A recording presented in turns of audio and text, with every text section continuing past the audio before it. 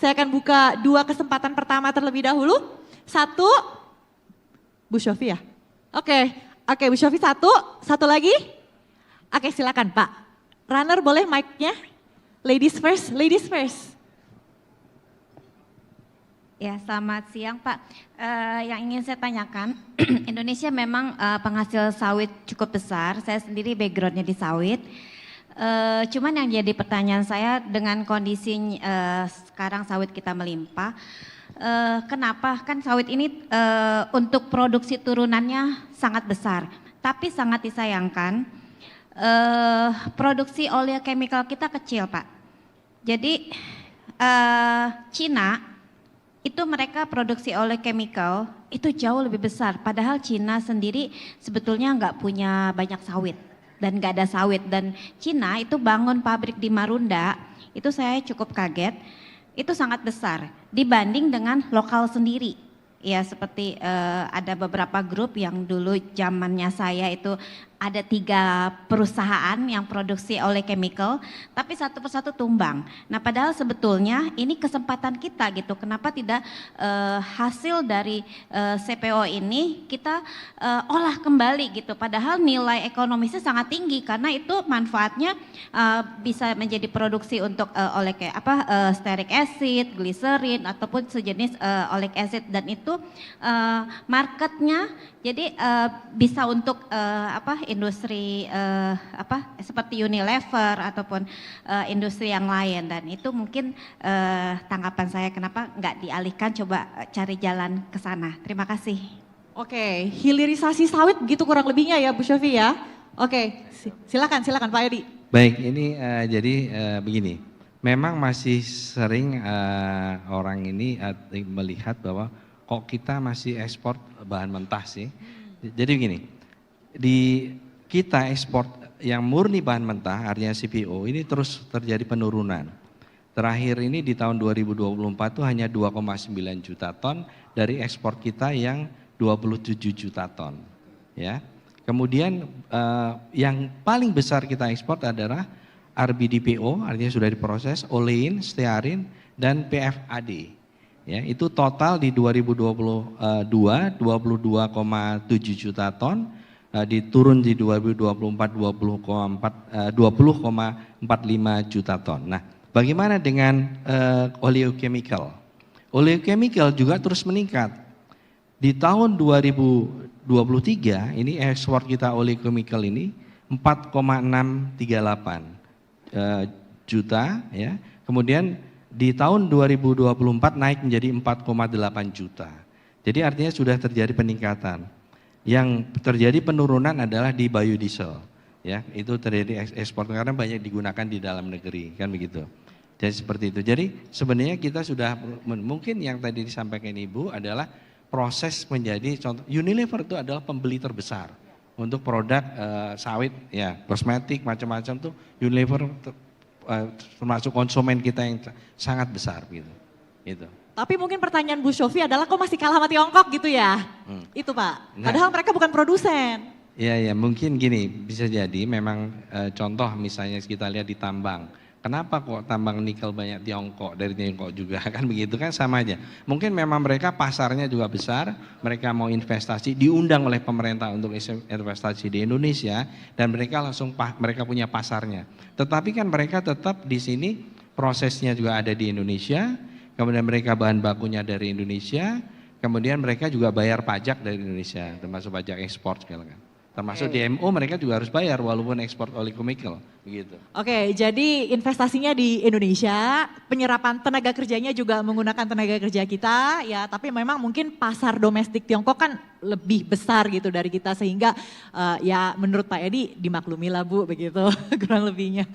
Tapi apakah ada peran teknologi juga Pak Edi? Ya kalau teknologi udah pasti ada. Tetapi yang kalau dari teman-teman oleochemical itu yang utamanya adalah marketnya.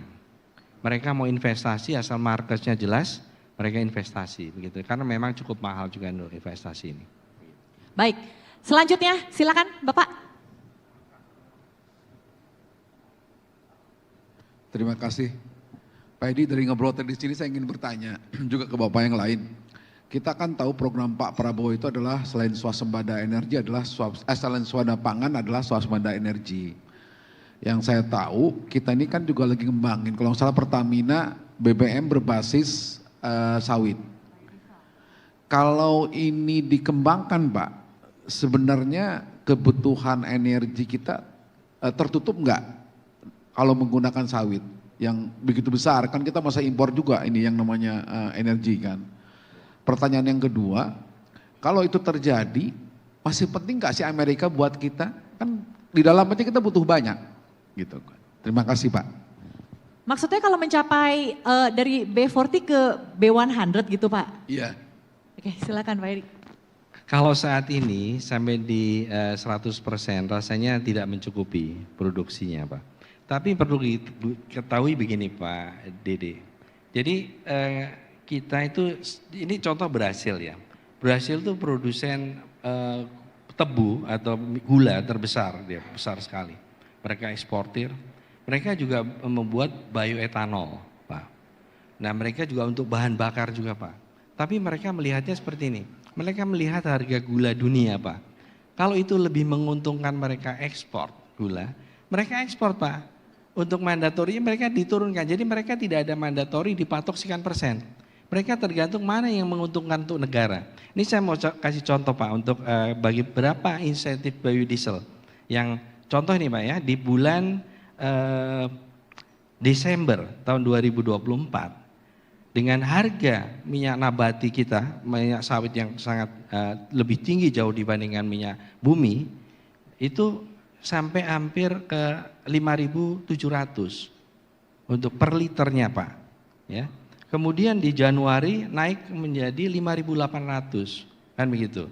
Nah ini mestinya dilihat pada waktu bulan itu dengan harga minyak sawit yang minyak nabati dunia termasuk minyak sawit tinggi, kenapa tidak misalnya diutamakan dulu untuk ekspor? Itu kan masuk devisa, pajak ekspor, semua kan pasti masuk di negara Pak.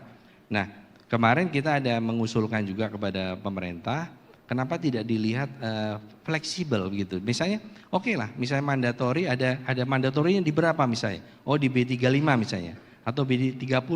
Nah setelah itu kita lihat mana yang lebih menguntungkan, kan begitu. Begitu ini sekarang harga sawit agak turun Pak. Makanya ini sekarang insentifnya sekitar 3.600 kan turun. Jadi tergantung itu Pak. Makanya pernah bahkan sampai ke angka 6.000 kan begitu. Nah ini apakah 6.000 per liter Pak? Itu pun dananya bukan dari APBN loh Pak. Itu dananya dari ekspor sawit, dari pungutan ekspor. Kenapa itu tidak digunakan yang lain? Misalnya tadi yang Pak Ardi sampaikan kan banyak untuk replanting, bisa untuk digenjot lagi, misalnya untuk sarpras, sarana dan prasarana kan begitu, untuk petani kan begitu. Saya rasa begitu Pak. Jadi tidak mencukupi kalau untuk 100% dan sebaiknya tetap melihat mana yang lebih menguntungkan untuk negara Pak. Oke, tapi sebenarnya bagaimanapun kebutuhan dalam negeri harus dicukupi dulu ya Pak ya. Betul. Barulah diekspor keluar. Oke, 1 menit untuk satu pertanyaan terakhir, adakah? Ada di sini? Mayoritas kan saya rasa juga latar belakangnya dari industri sawit ya. Kalau boleh nambahkan Mbak. Silakan Pak Ardi. Hilirisasi tadi Mbak. Hilirisasi, oke Ya. silakan. Jadi Bapak Ibu sekalian, saat ini juga Pak Presiden sudah membentuk yang namanya Satgas Hilirisasi. Dan ini tentu akan mendorong tadi yang disampaikan bagaimana turunan sawit ini bisa lebih berkembang. Tadi disampaikan Pak Edi sudah ada kenaikan ya Pak terkait dengan turunannya.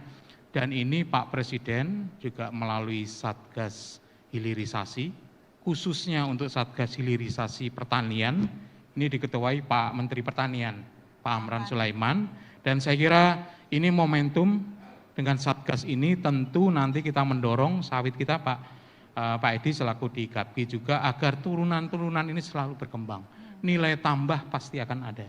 Dan disitulah nanti kita bertahan selain peningkatan produksi, nilai tambah dari turunannya, ini akan mensejahterakan, menjaga perekonomian kita.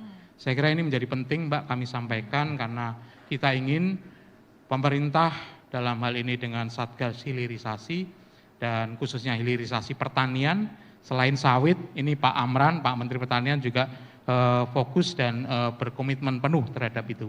Terima kasih. Oke. Pak Ardi, bagaimana secara spesifik untuk menjawab pertanyaan Bu Shofi tadi, hilirisasi untuk produk sawit terkait dengan oleochemical tadi? Apakah menjadi fokus pemerintah untuk saat ini? Karena kan bayarnya udah pasti ada.